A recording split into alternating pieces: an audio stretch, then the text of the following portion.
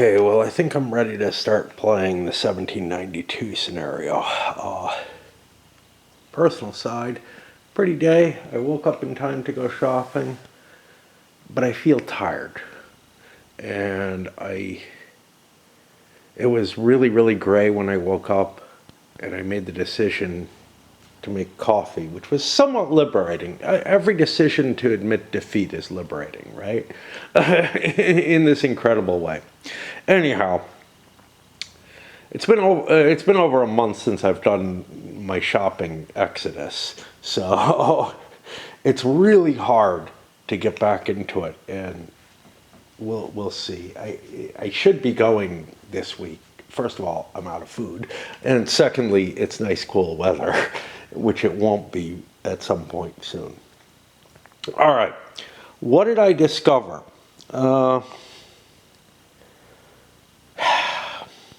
So first of all, I found out what these are. These are control markers that are meant to be used, I guess, to indicate territory that's been absorbed or something along those lines. Useful in that.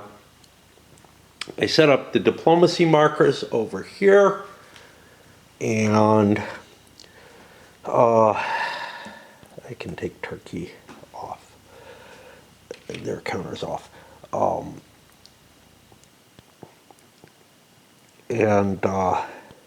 You can see that the format of this little chart is not good, right?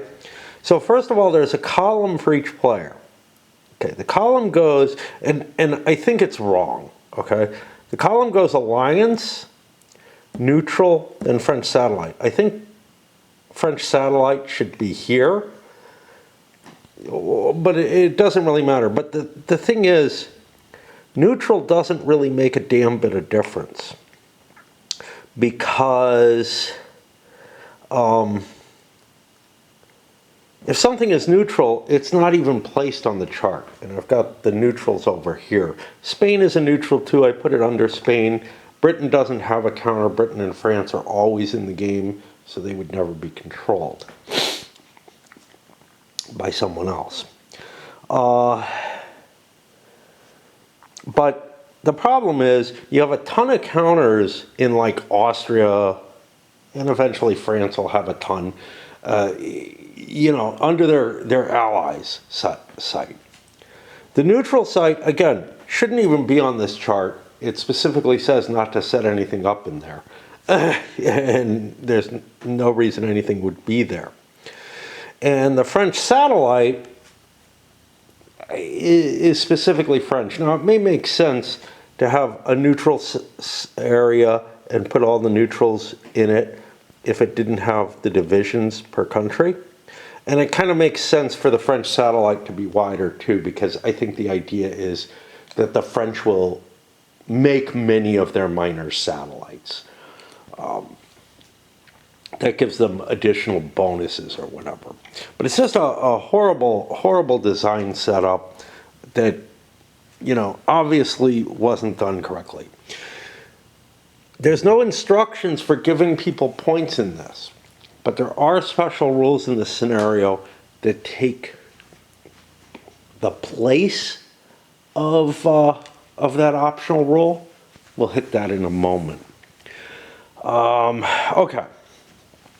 So one of the first things I did, let's hold this page and go back here. I found in the setup instructions,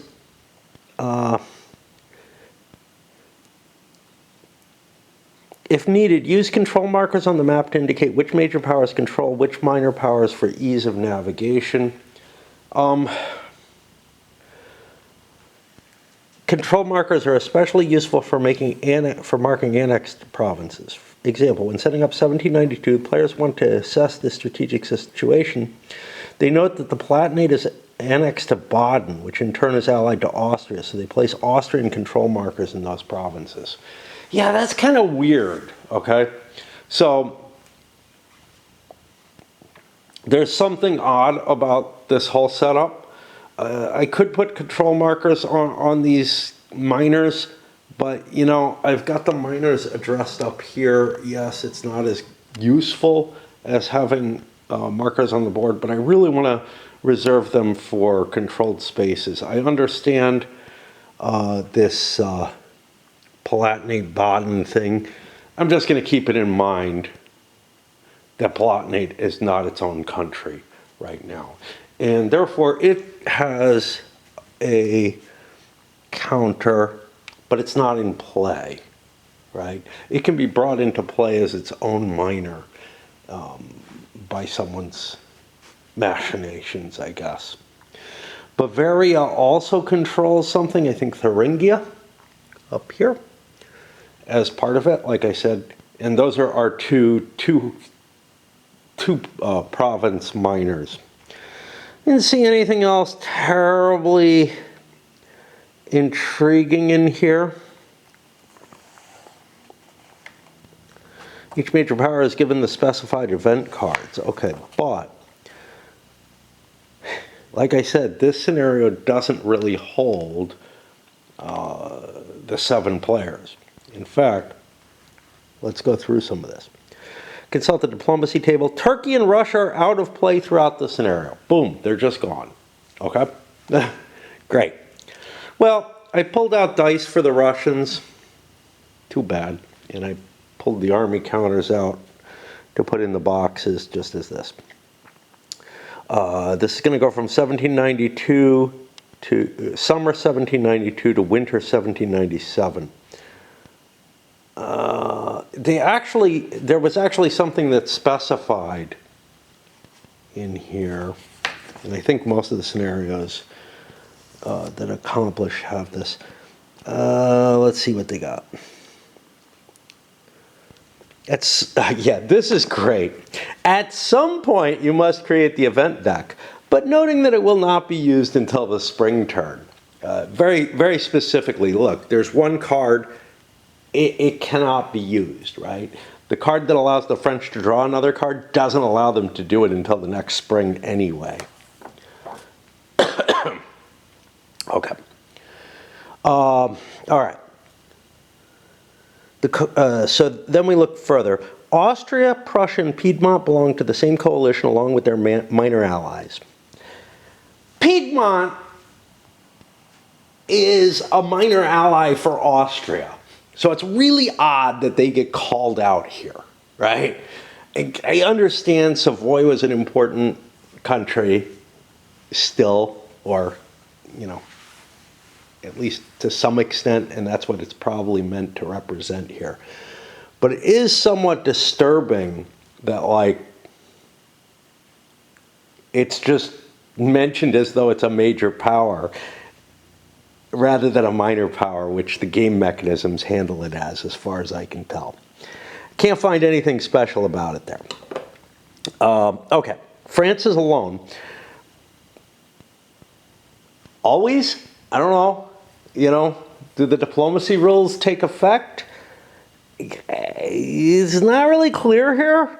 Britain and her allies joined the coalition immediately through diplomatic action, event, or if France attacks or besieges Antwerp or Russia. Okay, so I guess diplomacy is still allowed, and you might be able to use it on the minors. You can't use it on the majors that are at war with you. Spain joins the coalition when Britain enters the war, or after R9 terror is played.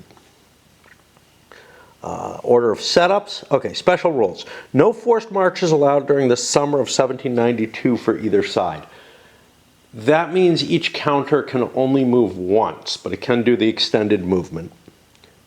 Again, two terms that feel like they mean the same kind of thing. Forced march, I believe, I kind of have to look this up, because when you take terms that are so similar,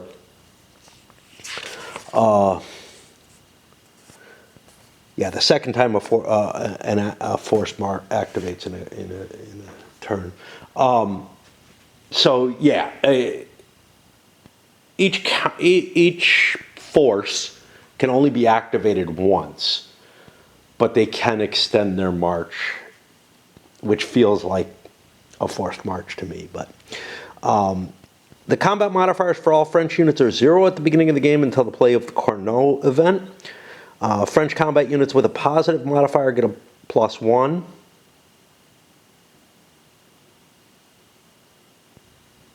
There's a colon after that, which means I think Carnot does that. Starting with spring 1796, French combat units with a +2 can use it. In the weird event that Carnot doesn't get played, I don't know. Maybe they just become +2s, but the +1s don't. Again, that's sort of a, look, the rules are written very badly, and I don't think that's what they mean, but I'm not sure. Britain and her allies joined the coalition immediately through diplomatic action, event, or France attacks or besieges Antwerp. Yeah, we had that. Except before, it also included Brussels, but now it doesn't. Interesting. Alliance length. Okay, beginning in 1794, Spain and Prussia must check during each spring diplomacy phase to determine if they stay at war with the French. The French player rolls a d6 for each power, and on a 6 result, this power reverts to neutrality until the end of the game. This is why I was kind of like, I'm not really sure. Yeah, but they can just fall out of the war, and then they basically leave the game, I guess. And there are similar cases that go into what it means to just fall into neutrality. I think they just leave the coalition, abandon any gains they have, whatever. The modifiers for each country are, if there are no units in France, is that of that country or at all? They get a bonus. I would guess at all. France controls a fortress within that power's territory, +1 per fortress. That's got to be actual territory of the country, not like a minor associated with it. And then events. I guess there are cards that will affect this. And then events. These are the events that players start with. Again, it's on a per nation basis, but it doesn't seem like, we'll see why, but it doesn't seem like this scenario can be played in anything other than 2 players. I mean, you can play, it's got 2 sides, okay? The question is, can it be played, you know, there's no question that you could divide the responsibilities up by nation, if you wished. The same way you would in a game of Third Reich or World in Flames or whatever. But there are 2 sides to it. Unlike Third Reich or World in Flames, though, there's no victory conditions that are divided up in this scenario that I'm aware of. I might be wrong.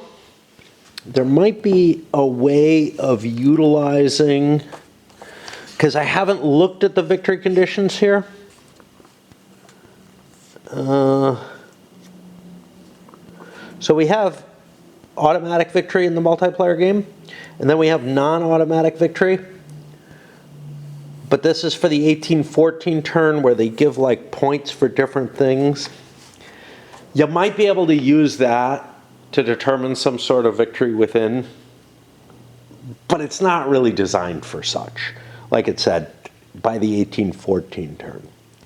This is kind of funny. The game goes to 1815. The Napoleonic Wars went to 1815. It's odd that it would stop with a hard stop in 1814. You could make some real arguments that, like, look, if Napoleon isn't defeated and then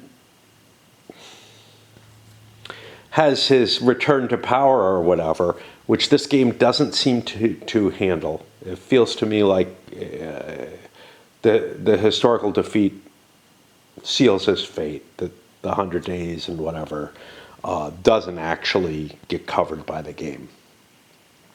If Napoleon is not defeated, that the wars would continue on, but that really enters a what-if situation. So most of these games just, well, I'm not going to say most of them. This one in War and Peace just sort of say, hey, if France is still kicking around, that ends the game still, and you determine victory depending on that situation. In War and Peace, it's quite simple. If France survives the game, they win, which kind of puts them in a weird, politically in a weird situation, like they don't want to attack Russia. That may have changed in the campaign. They may have made it so they have to, because games have started adding that kind of condition to World War II games, where it's like, if you don't attack Russia and don't get at least these things, you can't win. I know other games have that. Empires in Arms has a totally different system, which is very funky and very gameable, but France does not just want to stick around. They need to expand in order to win. The country in Empires in Arms that least needs to do anything is probably Russia. I know I've seen arguments for Britain having this wooden walls strategy or whatever. That may be a different reading of the victory conditions than I have. When I calculate out the victory conditions, I'm like, I don't think Britain can try to prevent everyone from winning. And that's what I assume the wooden wall strategy is. What it might be is that they seize North Africa and win based on that manpower, which is a very funky thing, again, totally ahistorical. And I don't understand what they're talking about there. Anyway, like, I don't understand why, like, that would be really bad if that is their way towards victory, but I think it is. I think the special mechanisms in Empires in Arms that are meant to, like, reflect British desire for a balance of power just don't work. Okay, we have some special cards. R25, King of France executed. This card must be played only after France has played the Committee of Public Safety, which I have in my hand and lets me draw a card of my choice. I don't know if the King of France is all that appealing a card, but this allows me to pick. Britain and her allies will still not at war, join the coalition. That doesn't sound good. The coalition player sets up the Condé leader and the émigrés corps with one infantry step in Britain or a coalized country that is adjacent to France. This is not something I'd want to play.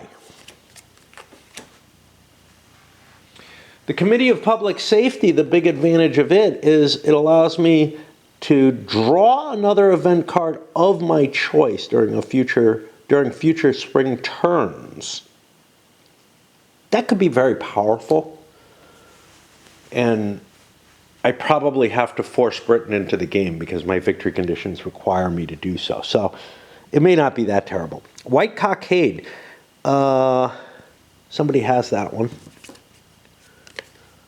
The British player sets up the Lyonnais Corps in Lyon and the Provence Corps in Marseille. Toulon becomes coalition friendly. Every French or French allied combat unit and fleet within these locations is destroyed. Kinda neat. Doesn't bring Britain in the game. This card can only be played on the turn after both the Committee of Public Safety and the King of France executed have been played. Only the turn after. Boy, that's kind of obnoxious. I understand where they want to get scripting in play to have that happen right away once both those cards have been played. I also think that I might forget that I must play it on that single turn. Carnot, a 1793 card. This can only be played if Committee of Public Safety has already been played. That gives me the military advantages. Definitely means that I want to play Committee on Public Safety fairly soon. I don't know if Carnot is a public card. It is. But this might be the thing that I pull out to ensure that it happens. On the other hand, if anybody else draws it, they will have to play it, but they might have other public cards so they can delay the play. Committee of Public, right. Levée en Masse, another 1793. This can only be played if either King of France is executed or there are some supplied combat units of the coalition in the 1792 French homeland. Let's take a look at this.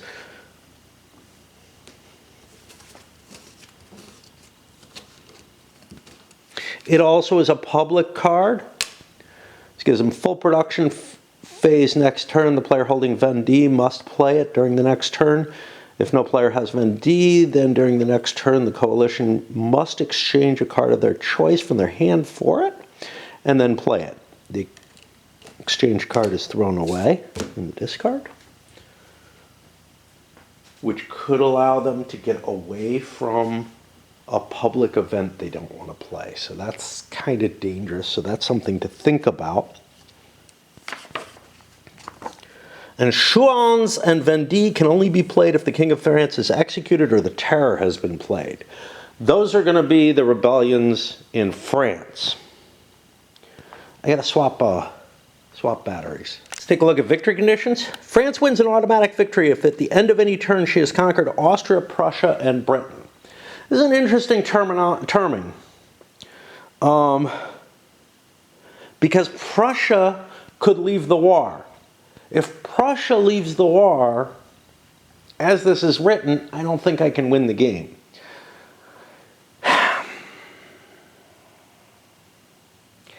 I think Prussia leaving the war should allow that. I don't think it's going to be a big deal. The conquest of Britain is going to be pretty fucking hard.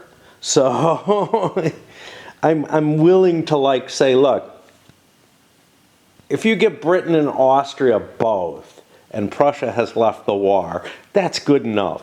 But that is not how it's worded. Or France wins at the end of the last turn.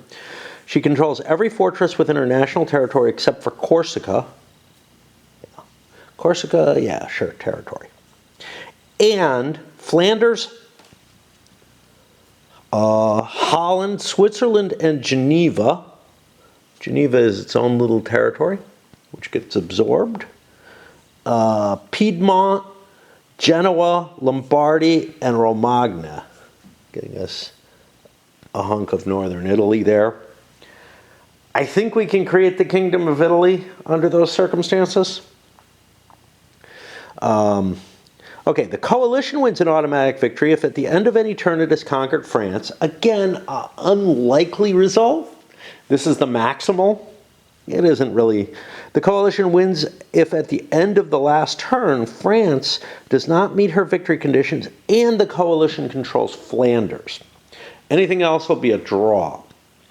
Historically, France won, I believe. Did they reach their maximal goals? I'm not sure. I'm not sure if they got everything in Italy. I know they got Holland. Switzerland, I think, had joined them by that point. But I'm honestly not sure. I don't think the Italian campaign was completed by that point. We have the Bonaparte in Italy.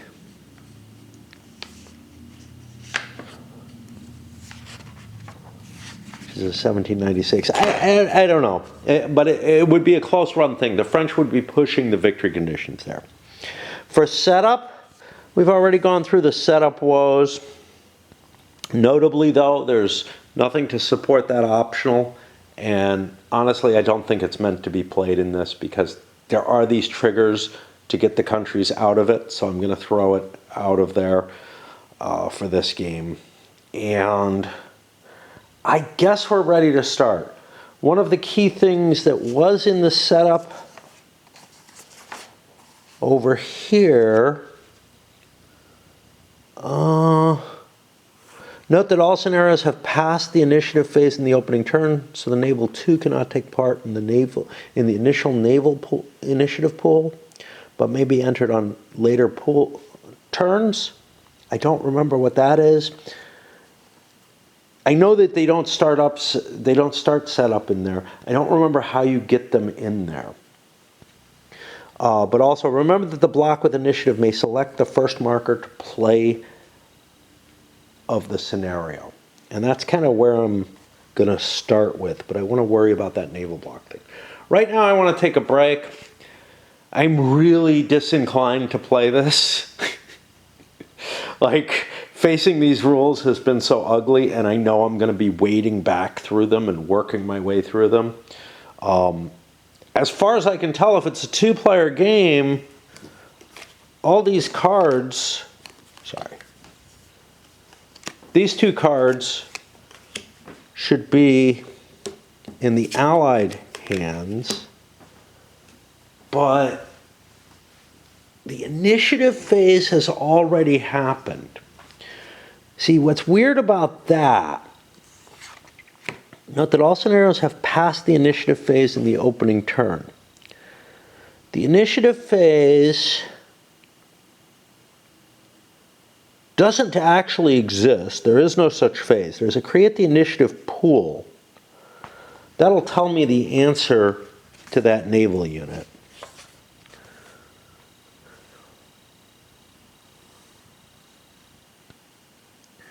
Once per year, each side can add an additional naval marker to the pool. Okay, that's what's up with that. But the notable thing is the events can't be played yet. So each side has two cards. They can play one event. Well, they can play a public event on the next turn. These other cards, this one, I might as well hold it because you can play them at will if they're not public. And this one is played after a battle. If a French force gets badly defeated, it can win you the morale check. If a battle is a draw, it can give you a victory in the battle and force the other side to make a morale check. Oh, did we check these other cards here? We looked at the cockade, right? This one had a limitation as to when it could be played. When it can be played, right? Can't remember a damn thing. There's just, oh, I got to keep this so I remember to do that. But I do have to look at this. The White Cockade. This card can only be played on the turn after Committee of Public Safety in France, the king's been executed. Brunswick Manifesto was not amongst these. And if we look at that, now again, we can't play this until next turn because this is a public card. After this card is played, French forces are not allowed to move into Flanders, Palatinate, or Baden until they win their first victory during a minor or major battle, or they play the Valmy event. Interesting. Okay. All right. I guess that sketches out where we are, and I don't want to. Problems is, a couple of people have said this is a very good game. The rules are horrible, but that the game plays out very nicely. And, you know, I know some people talk about it as sort of a substitute for Empires in Arms. I look at it as more of a substitute for War and Peace because it's got the hex movement. It's got things like marching to the sound of battle and stuff like that. It handles in closer to an operational style of combat. It's not using, you know, Empires in Arms uses the area combat and all that. And that really kind of, you know, makes for a much more abstracted type game. On the other hand,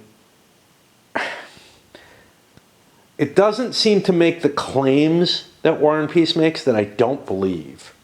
The designer of War and Peace makes all these claims about, you know, trying to maintain certain formations on the board and stuff like that. And it just doesn't make sense to me. I keep trying to understand it, and I've tried playing it trying to understand it, and it just doesn't work for me. Like, what it feels like in War and Peace is you want big stack to hit big, you know, enemy stack. You want to gather your forces, you know. But he may just be indicating some sort of distance that allows you to do that it to collapse into that more easily. So I don't really expect there to be a lot of tactical operations on here, but War and Peace has a lot of problems. It has problems with the campaign game, and it has problems. Some of the mechanisms, are very old. Yeah, quite simply, and I'm hoping that this gives me something that feels a little bit more to the era. But yeah, I'm just not sure. Right here it says summer 1792 activation phase, which is why we don't go through the events and diplomacy and stuff like that. If we look at the 1805 scenario, it just starts in 1805, well, in summer. And this one just starts in spring, etc. So this is kind of a weird situation designed to give you a particular start. Anyhow, we're in the activation phase, and that means we push over to here, and this is where we pick our chit. Now the coalition goes first.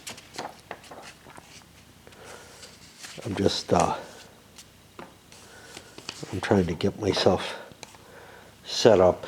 I don't know if I'm going to be using that book more, so I probably ought to swap that in. But the problem here is I'm faced with an absolutely new situation. What do I want to do? Do I want to launch a bunch of invasions, or do I want to give the French a chance to activate first? And if I launch a bunch of invasions, I think I want the activation 1 counter to allow me to use the vast majority of my forces. Remember, Britain's not in the game. Spain isn't either. The only countries that are Austria and Prussia. I can't force march, so going with a 1-point counter seems to make sense. So I think what I'm going to do is I'm going to pick, and we go through here, the Land Coalition 1 marker.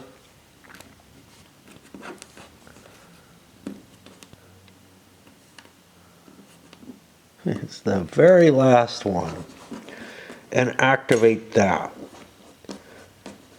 It seems to me that that is what they want to do. I can't play the public event. I can't play this.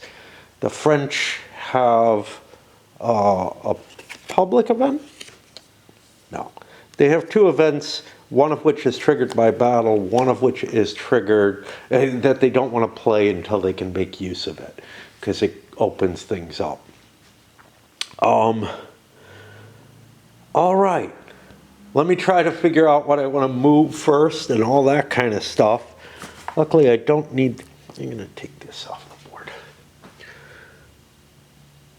Luckily, I don't need... I don't remember what I was saying. Oh, yeah. I don't need this part of the board particularly, so I can have the rules here. Later on, I may find that I have to move the board up for the 1805 scenario. But for this one, Turkey's not in the game. Fuck them. Let them be covered. Yeah. Now, if we recall, let's get to the sequence of play, because that's what I actually need off of this rule book. If I recall, the sequence of play, the activation phase, seems to be set up, in a way that you do all the supply first, you do all the rally next, you do the land movement next. I don't think that's actually how it's supposed to go. Because battles happen after a unit activates, etc. There are no armies on the board, which feels weird. But yeah, I think I just devote myself to moving a force. And let me look and think about which one I want to do first, because this is going to be kind of painful. until I get used to the mechanisms of the game. The coalition's goal at this point in the game is to conquer France. That feels like a massive undertaking that I can't possibly succeed in. But that is what their current victory conditions are. And, you know, if I get lucky, maybe I'll be able to do it, right? One of the first things I do is I look, and there's a couple of major forces. There's a force consolidation here coming in through Flanders, the Austrian Netherlands, as it were. And I can seek for weak spots, try to find a place where I can attack, whatever. That looks complicated, so I decided to try to bite a smaller piece off, which is, let's look at Italy. So in Italy, I have a small force of Piedmontese here. I have these Austrians in Milan, fine. I kind of want to look, what's the state of Lombardy? Just, I'm curious what I'm looking at here. I could look at those chits to see. It is currently an Austrian ally. It's an actual nation with a 6-2.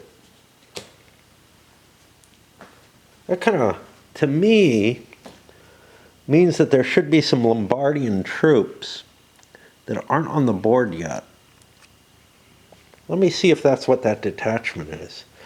Again, you know, I'm just trying to get a grasp of what's going on, because these just look like Austrians to me. In fact, they have an Austrian flag on them, so they are Austrians. I'm a little weirded out by the fact that Prussia, Austria, and Piedmont are at war, and none of the other Austrian allies have troops on the board yet. That almost feels like something's being said there, okay? Now, for the Prussians, let's take a look here.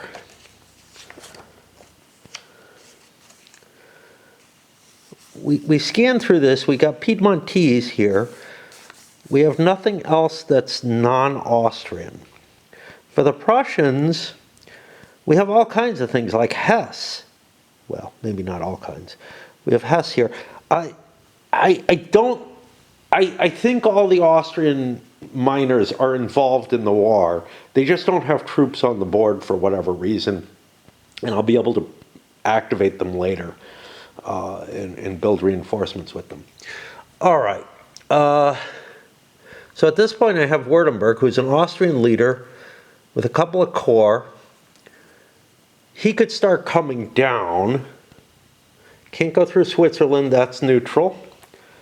So that seems like a decent choice. Let's see how movement works.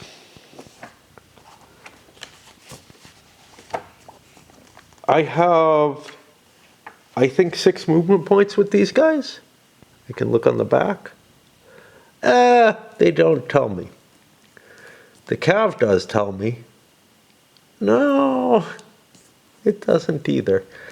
Okay. So I look for movement. Again, this is all going to become really, really common to me very shortly.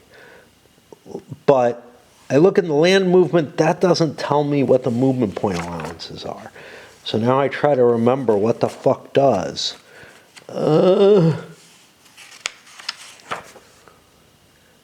Movement factor. Most units at 6. Cav and leaders will be 8. All right? And I know we're playing this really, really slowly right now. So Mountain Pass is going to cost 2. I don't think I have to pay Mountain for this. So if I have 6 movement points, to me it's 2, 4, 5, I hit a bridge. Bridge doesn't cost any additional. 6. And now I put an activation here. I could try to extend the movement or something. My goal here is to gather enough forces together. Now, before I do that, I have a 2-star leader. What can a 2-star leader command? This is what I have to think about in these kind of things. So a 2-star leader can have 4 steps. This guy has 4 steps, right? That's an infantry and a cavalry corps. This is an infantry corps. He also can have 4 steps because he also is a 2-star leader.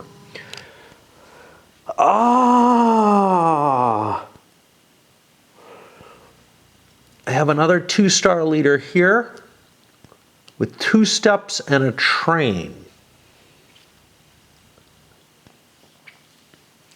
Now this is more painful because I only have 1 supply train for Austria, I think.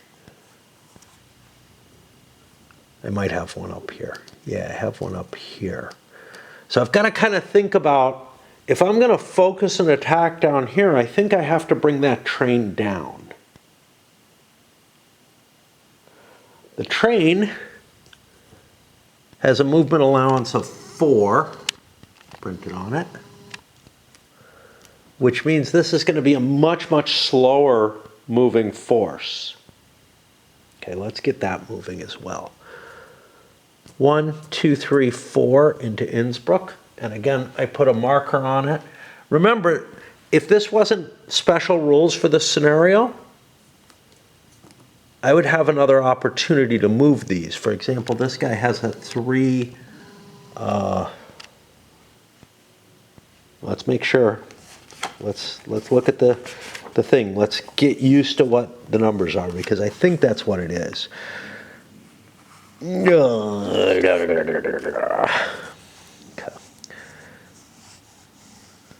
I'm looking for it. This guy has a 3 initiative and a combat modifier of 1. And what does that 0 mean? That means he is not an army commander, I think. We're having trouble finding this. Army command capacity would be in the midst. Okay, I don't know what that 1 on him here on Marat means. The 1 before the 6. That may be a 16. Yeah, I think that's a 16 with a line going through it that I can't see. So yeah, we moved this down into there. I'll probably move the Viennese forces forward, and then I'll concentrate on the other side. This detachment, this could go join, who's this, Geely? Cawley, I think. We might want to go join him, but we got a problem because, you know, we know the setup, so I want to look at it. But we're facing forces that we don't have overwhelming power on. This guy's a 3-star. He can hold, what, 6? This is stuff that should be somewhere. It's got to be somewhere. Stacking. Here we go. Beautiful. So a 3 or 4-star leader can hold 6 troops, along with a subordinate leader who doesn't command additional troops or anything like that.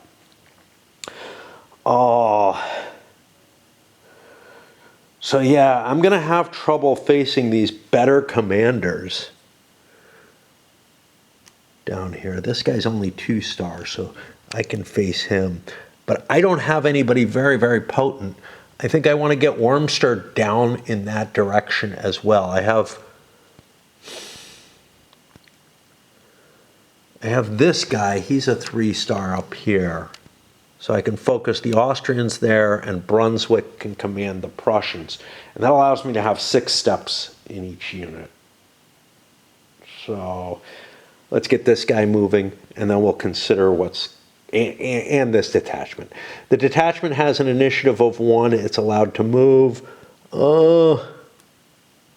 Did I have a broken unit that I might reinforce? No.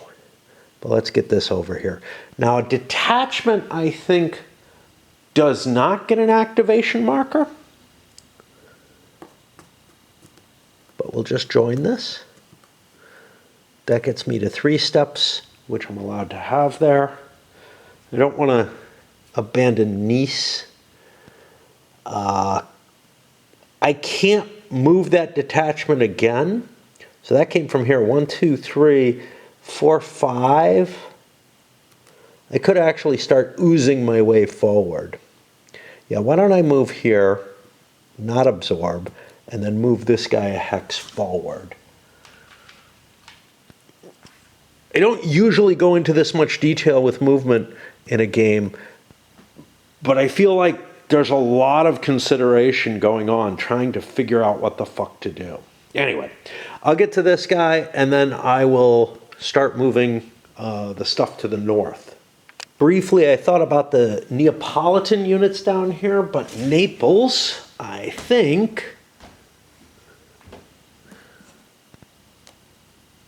is indeed a British ally, not an Austrian one, definitely. Not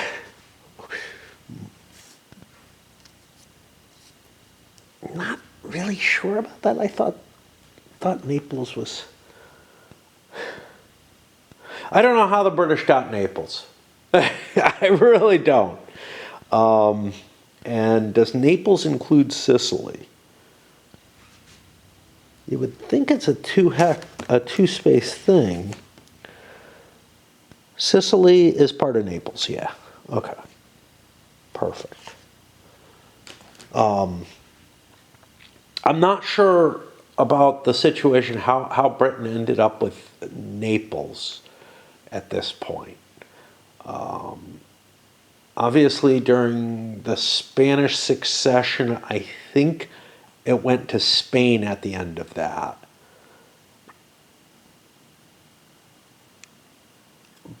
But, and you're kind of thinking, well, what happened next after that?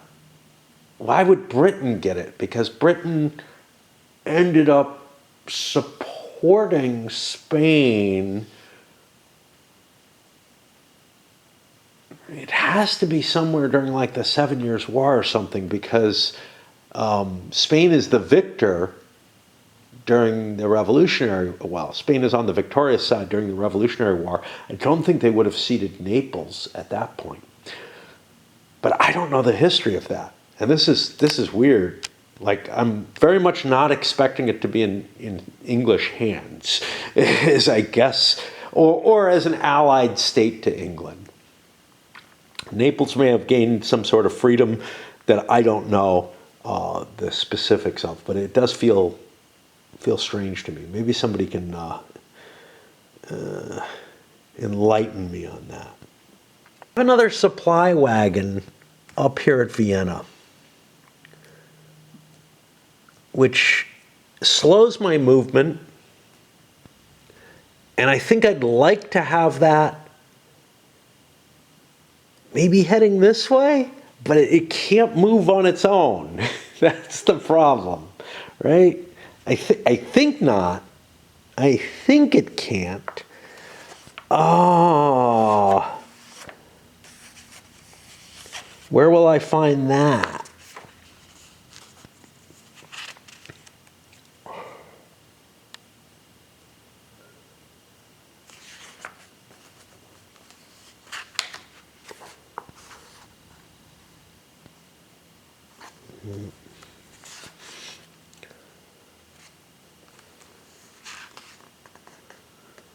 Like, I know that detachments can move on their own, and corps can move on their own.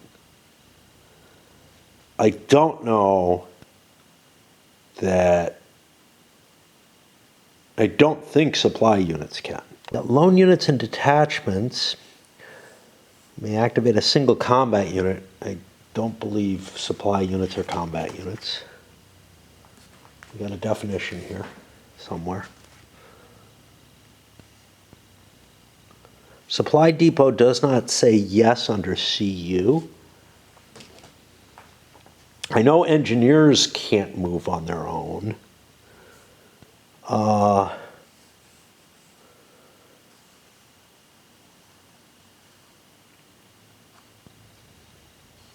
Cossack, guerrilla Cossacks and Turkish combat unit, a detachment.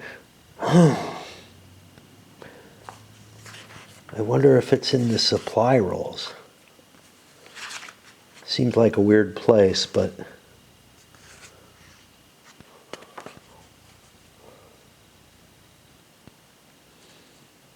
here we go. Supply units are either static or depots. Only a depot can be part of a depot can be flipped during attrition check. A depot in a controlled. I'm not seeing any movement rule there.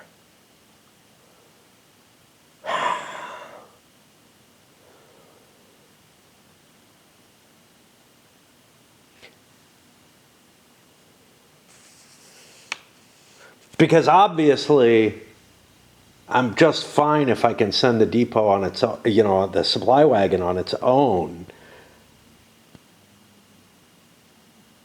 But I can't find a specific rule right now that shows me whether it can move or not. Called trains, there's no entry for them here. There is an entry here. It says one is mobile, the other is not. They have no combat units. It doesn't say anything about being able to, being able to move. Basically, let's look at engineers. No, engineers doesn't say that either. I know that there's a place where at least an example tells me that engineers can't move on their own. Something about if you want to grab a bridge, you have to move to it, get it in command, and then move it on it, flip it over, move it on its way.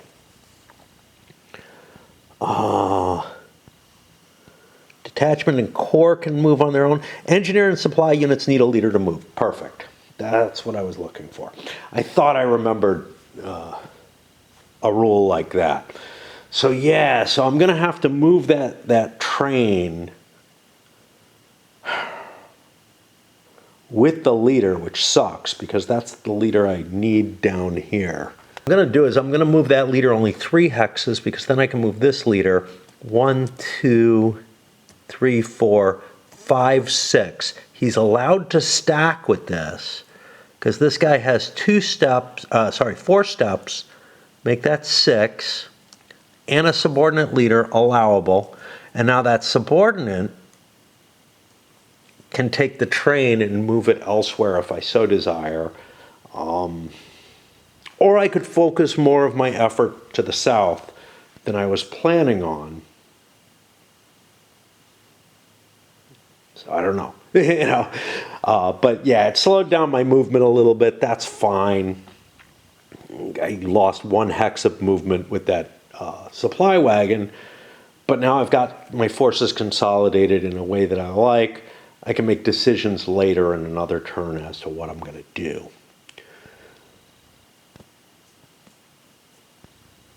Now we move to the north. Problem, of course, being this is kind of in the middle of my table, and so it's harder to paw through and understand what the hell I'm doing.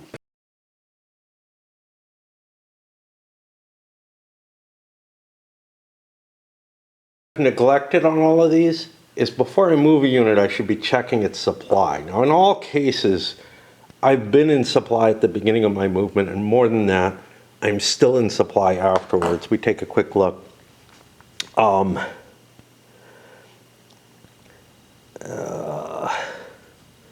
be in supply, a force must be able to trace a line to one of the following: an active controlled fortress on national territory. Piedmont is national, this is national, to their, you can trace to allies, I think. Capital city of the unit's country, the capital city of an allied minor, if this capital contains an active fortress, the capital city of the major power the minor is allied to. all of these will work. So, I mean, I'm okay, but I do have to worry. The line is what, 4 movement points?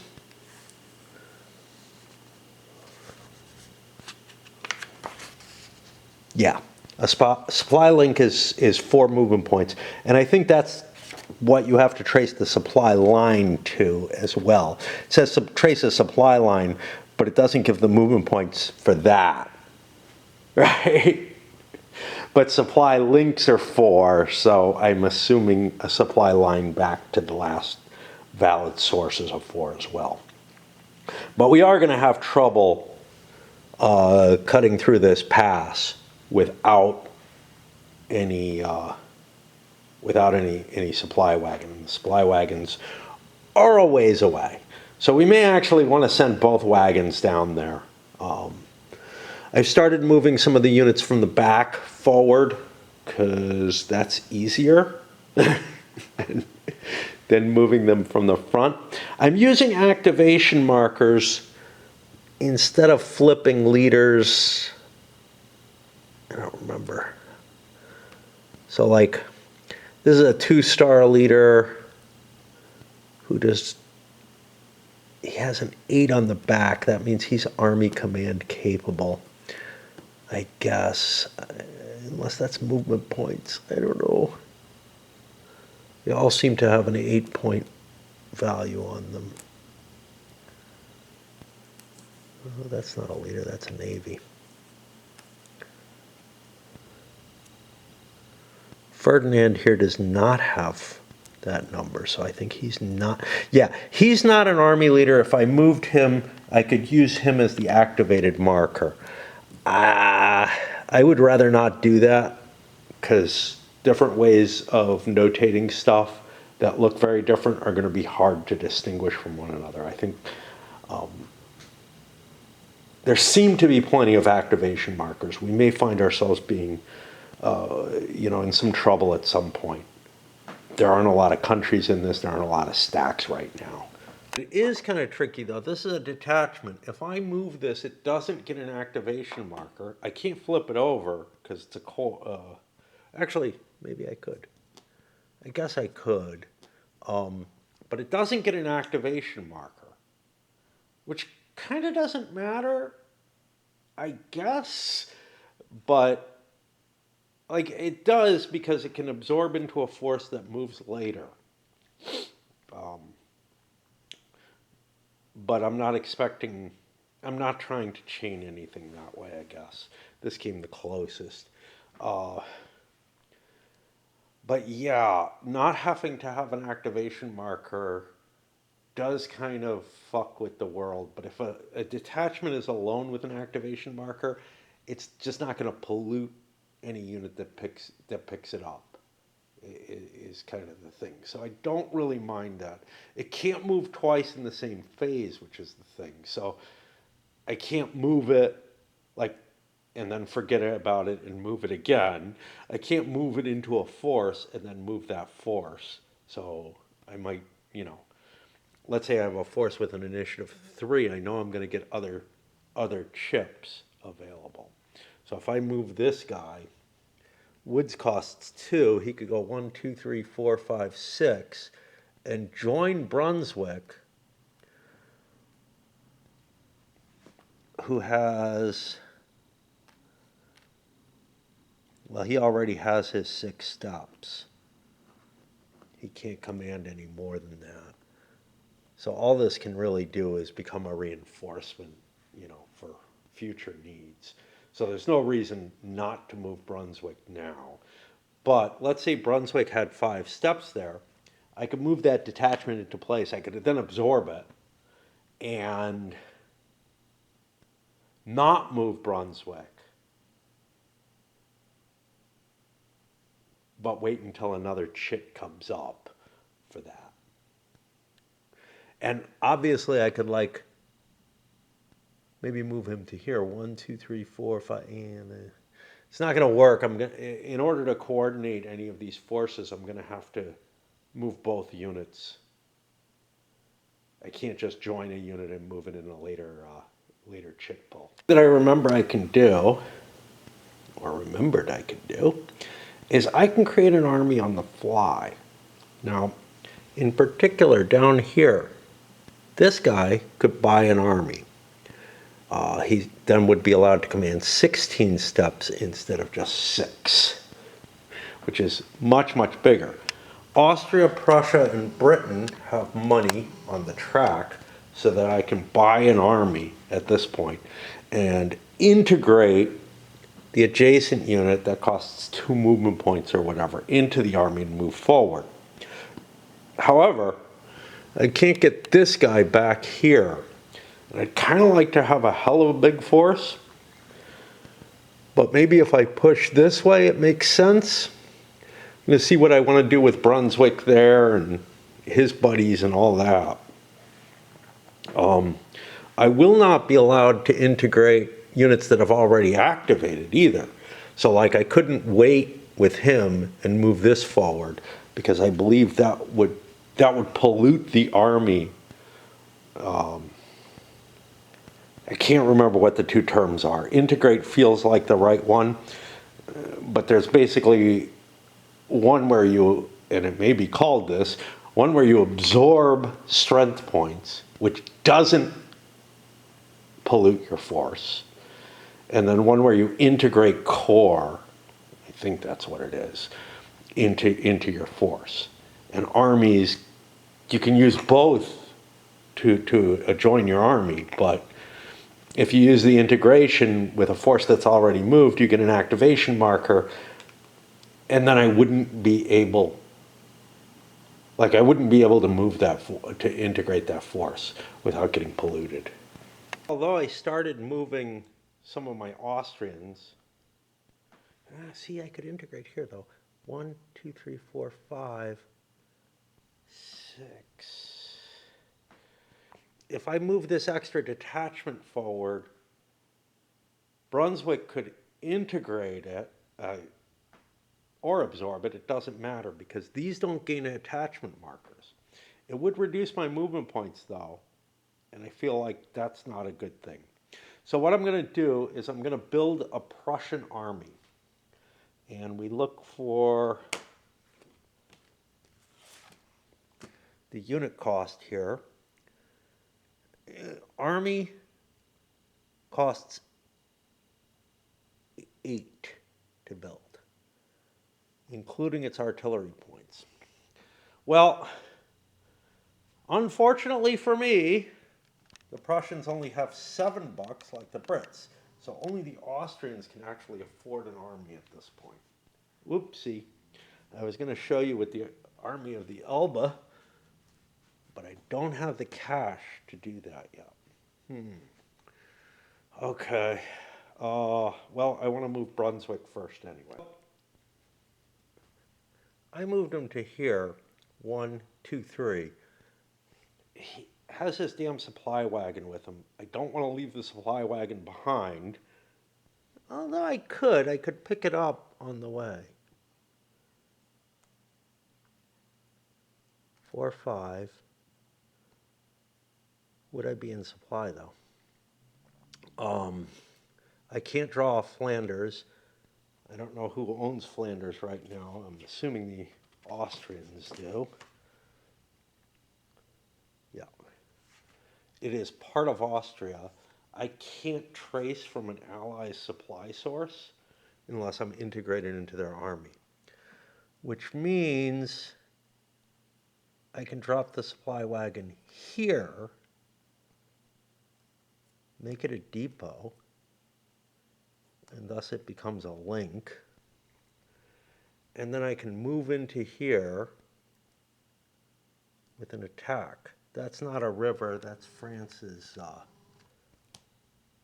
So we're going to attack Bouillabaisse, I don't know, Bournonville. We're going to try to attack him. That's going to cause all kind of issues, and I'm not going to put an activation marker there. What I am going to do is I put this in the hex. I find the contact counter to indicate the direction I came from.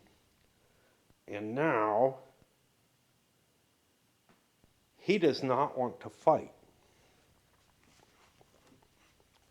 So we look for movement again. And we try to get out of there using a withdrawal, avoidance. 2d6, need a 10 or more. Okay.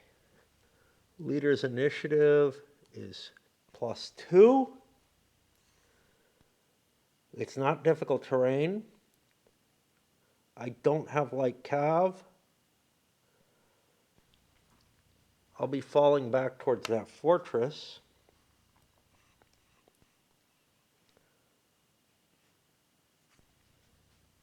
I assume he's not a cav leader, but I don't know for sure. So I need an 8 or more to succeed. I get a penalty in my combat if I don't succeed. I look for some French dice, and we try to get out of there. We succeed. So we'll fall back to Reims. Don't have to make any checks. Nobody had to make attrition checks. So he came out of Frankfurt. 1, 2, 3, 4, 5, 6. He's done with his movement unless I want to extend movement. If I extend movement, it'll cost me an attrition check. And what's more is this depot here will no longer be supplying me.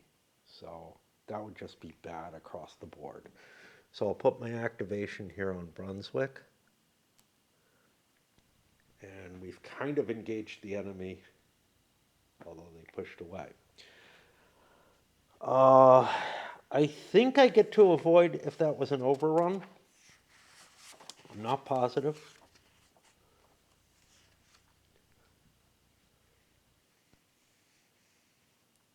This stop moving upon entering a hex, again, that's false. They have to pause their movement. There are conditions under which they can continue moving, like that withdrawal. Do I have a printed combat value? Well, there is no printed combat value. That's 5 times. Well, this guy was 2. That would mean I would have to have 10 steps. So the answer is no. Okay. Just making that check there. Now we want to move forward. Let's get this guy getting forward. 1, 2, 3, 4, 5. We take the contact off. I don't think I can engage that that depot, but I've got a supply issue here, which is tracing back.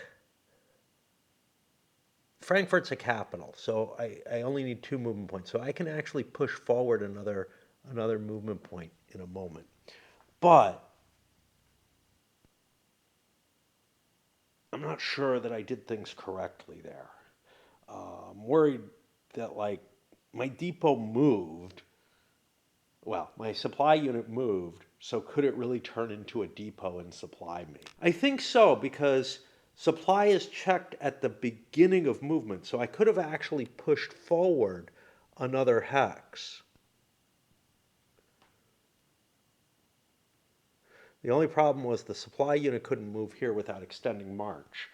But I could have pushed forward another hex, but in doing so, I would no longer be in the supply at the beginning of my next turn, which would cause me issues. Up with that Prussian detachment moving forward, he can actually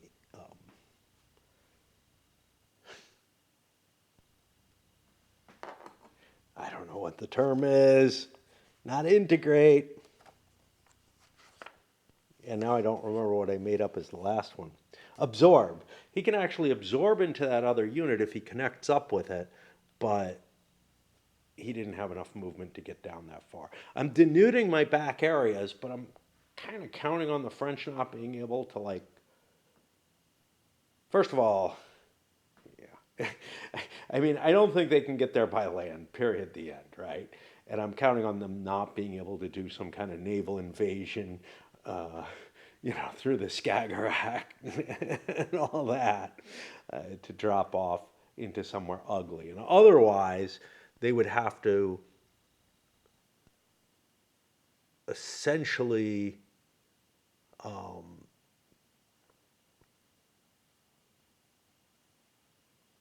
either declare war on Holland, which I think is a British ally. I'm not sure.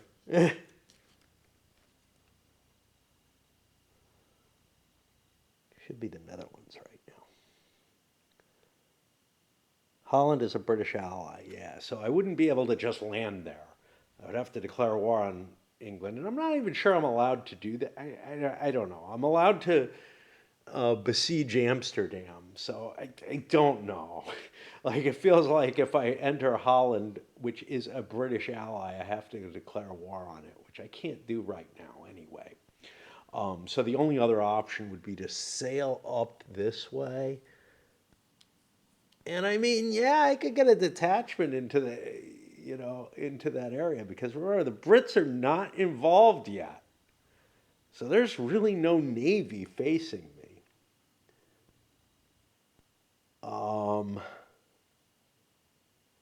how fast is a ship? That's a good question. Ship has a shit ton of movement points. So conceivably, I could drop, an invasion into Prussia. But I think I'll chance that. Because there's just not a lot of troops that can get up there, and they wouldn't be in supply very easily.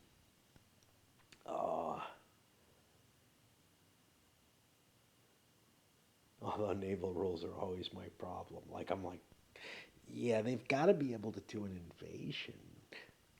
Hmm. Well, they'd be in supply the turn of landing, if they can capture the fortress. If they can capture a port, it doesn't have to be a fortress, but it looks like everything that they could capture is a fortress. So then I would have to succeed in the siege, take it, and then I could start supplying off of that.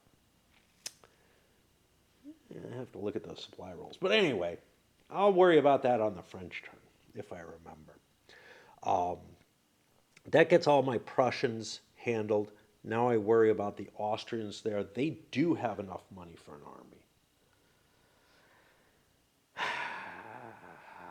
I've bumped this guy. I don't know whether or not I want to face that. See, 1, 2.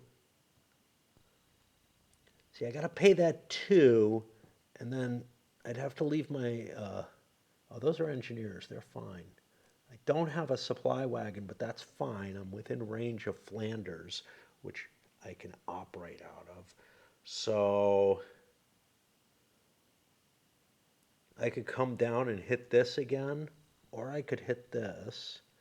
All those +2s, those are zeros right now.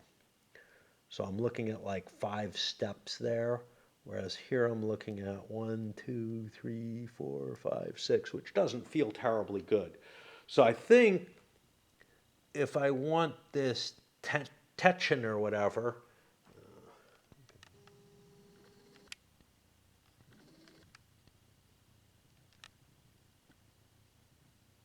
Techen, to move forward,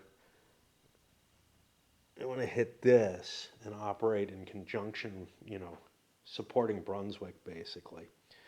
What's interesting about that is that I could bring Brunswick in, marching to the sound of battle or sound of guns or whatever. There's a number of things I could do to help me there. So I think integrating that army makes sense. So I'm going to spend 8 Austrian bucks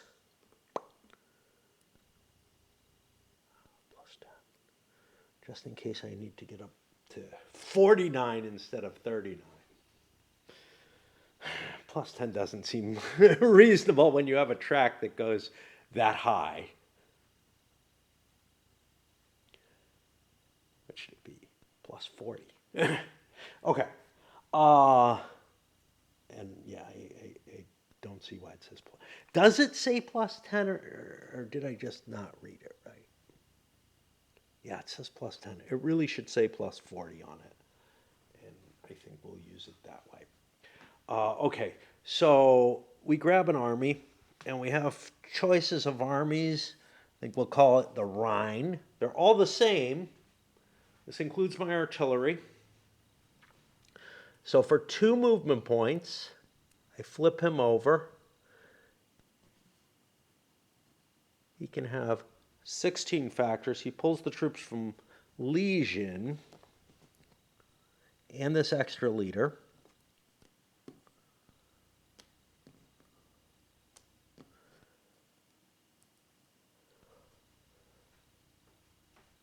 And now I have artillery with me, additional artillery with me too, because I built that army. Where did it come from? I don't know. 2, 3, 4, 5 into here, getting my contact marker and a contact high. The French are going to withdraw automatically into the fortress instead of taking a chance and getting caught out in the open. Which means we go to the siege rolls now. All right, so we meet this. If at the end of the besiegers' movement the siege has been laid without a preliminary battle, a siege attempt can be executed. It can also be done if I win a battle in that hex.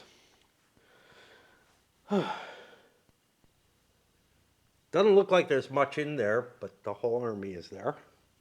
So it is enough to cover the fortress value. And I have an army, so I could actually siege a level 3 fortress too. Even. All right. If troops are present and there's more steps than the fortress value, I think that's the case. So the French have a morale of 4. Otherwise it would just be a 3. Artillery superiority, difference between besieger and besieged artillery. Okay. So there's 1 French artillery to 2, 3 Austrian artillery. So we're at plus 2. Leader differential. Combat value. Another plus 1, so we're at plus 3. Let's just mark this like this. Although I should use the Austrian dice, because they're the ones with the advantage. So plus 3 for them. Army marker has an intrinsic engineer, and I have a supplied engineer with me. That gives me plus 2 more. I'm at plus 5. No duration. I find the siege table at plus 5. That feels pretty good. This is a level 1 fortress. I roll 2 dice. It's all here, so I won't need to look in the rules all the time. 7, 12. H, honors of war.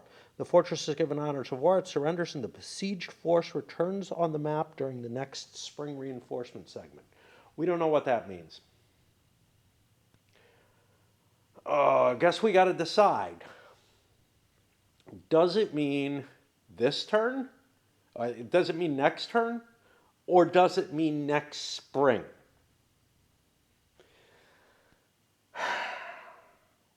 It is the same wording as the return from foreign wars. It's hard for me to make an argument that honors of war troops would return a year later, up to a year later, or 9 months, or whatever. However, they can return anywhere where they can be placed, which is an interesting facet to it. And, maybe they're disrupted by withdrawing or whatever.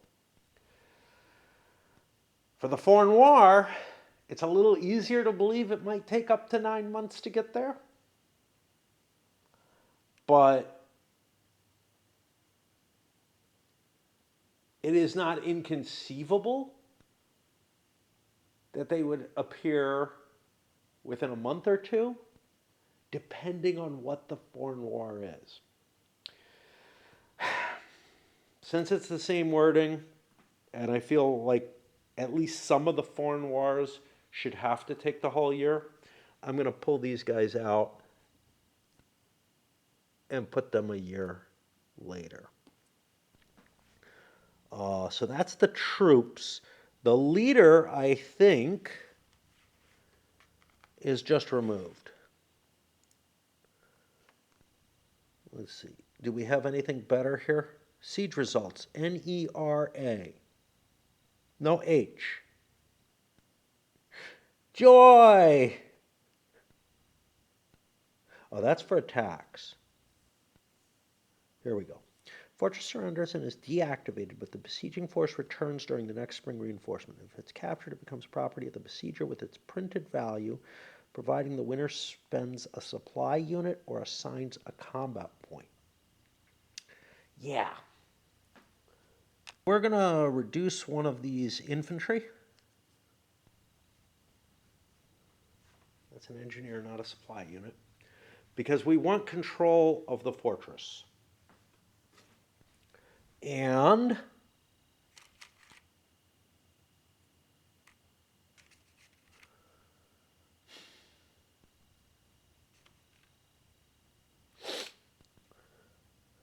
I think we put an Austrian control marker here to indicate it's been captured. What about the leader? We have no wording of the leader there. Leader, if a supply point or combat point are not spent during the reinforcement phase, the player will be able to produce a garrison.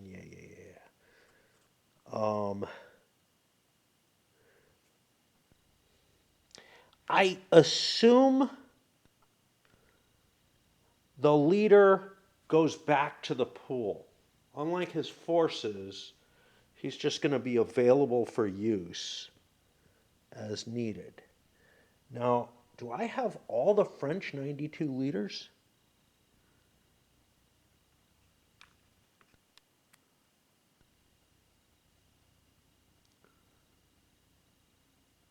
I guess I do. I guess they all set up. It makes sense, because I think that's 93. Again, these are fucking hard to read. So yeah, I have an additional leader available now in my pool at this point. We moved 1, 2, 3, 4. We didn't.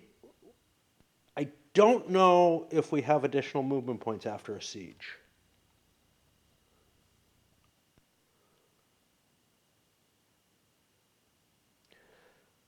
The siege cost us movement points. That's the deal here. As the fortress marker. So we went 1, 2, 3, 4, 5 to there. Now what's nice about this is 1, 2, 3, 4 away, we link to another fortress. I think I'm going to end my movement there, although a march on Paris might be appealing. What's nice about this location is I have Brunswick next to me and I can assimilate him into my army and I have to swap batteries. So I made my pause here. That gives me these forces next to me that I can assume into my army if I wish to later. There are 2, 4, 6. Leaders can become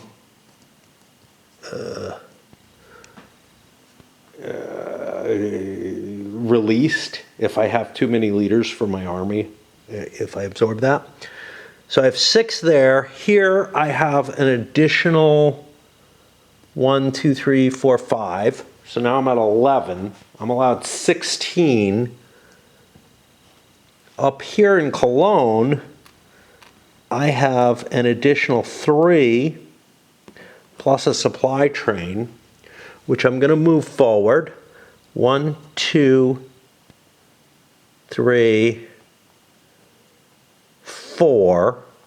I can't join with Brunswick because he doesn't have an army there, and I'd be overstacked in that case.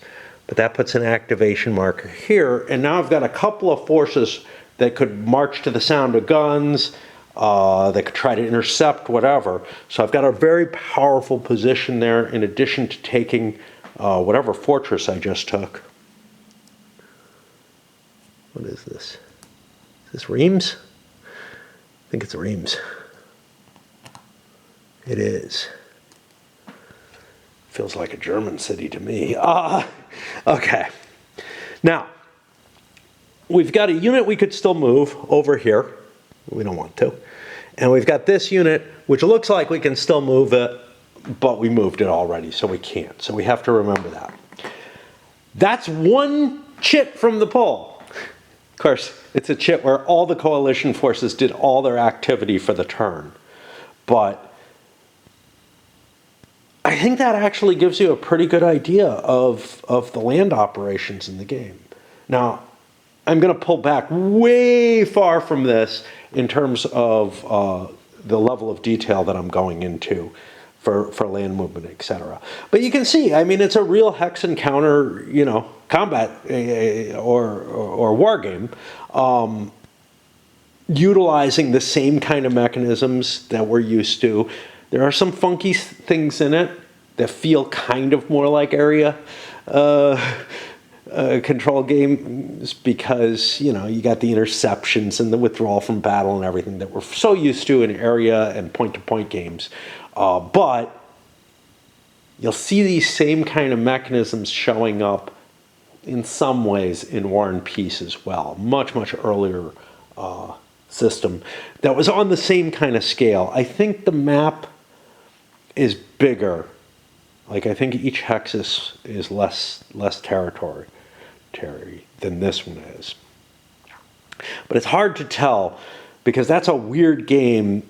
Like, that basically takes a slice like this of Europe and uses like 6 maps to do it. But they're smaller maps than this. And you know, you basically have a line cutting across here and a line cutting across there of a slice of the game when we get to that. But compared to things like Empires in Arms or the Napoleon against Europe or Napoleonic Wars or anything else that I've covered so far, this feels a little bit more like, you know, your strategic war game because of the hexing, the hex grid being present. You know, you're making movements and supporting units and everything instead of it all being kind of abstracted into. If you look at Empires in Arms, it's like, yes, I do an outflank, you know. But it does have those same mechanisms: the interception, the withdrawal from combat, and stuff like that. Some of the mechanisms feel a little uncomfortable still. That's why this took so long. That's why I had to work my way through it. But so far it seems pretty solid. All right, let's load this up. We did one chit. We have one more chit. Well, we have to think about the naval moves. And we have probably one French chit that I want to really worry about. You could fiddle around with stuff in this. For example, doing everything on the one chit might not be the best move. I might pull like a 3 chit for the French, which allows like these guys to move. So it might make sense that units are moving in different chits on this one. I'm going to have a strong reticence towards facing the attrition table. I know that. I always despise losing troops to attrition. So it's like, things like forced marches and stuff, you really have to weigh the value of that. But in general, it's going to be like, yeah, I don't really want to push my troops too much because they might die. How bad is the attrition table? That's a good question. So if I had done like an extended move just to get, oh, what you get? What do you get off an extended move, I say? Something that I haven't done, because it looks like it just forces an attrition movement. You increase your movement by half. So, like, a unit with a supply train that moves 4 could move 6 like a regular unit.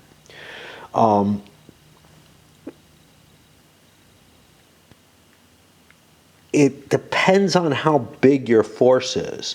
So if you're talking about, the average size force here, chances are you probably get away with it, but it's not good. Small forces, on the other hand, you can force march them with no problem. So I could have squeezed another couple movement points out of this guy without a problem. I'm not sure why I didn't. Let's see. Could he get here? He couldn't, because he could only get 2 more movement points, and that guy's in the woods. So it's not going to make a damn bit of difference, I think. All right. Let's end this up. I'm pretty impressed with, how far I got, though. That it was not as painful as I feared. Yes, I had to do lookups. I had to familiarize myself with a system that is different. But I think I'll get used to it pretty soon.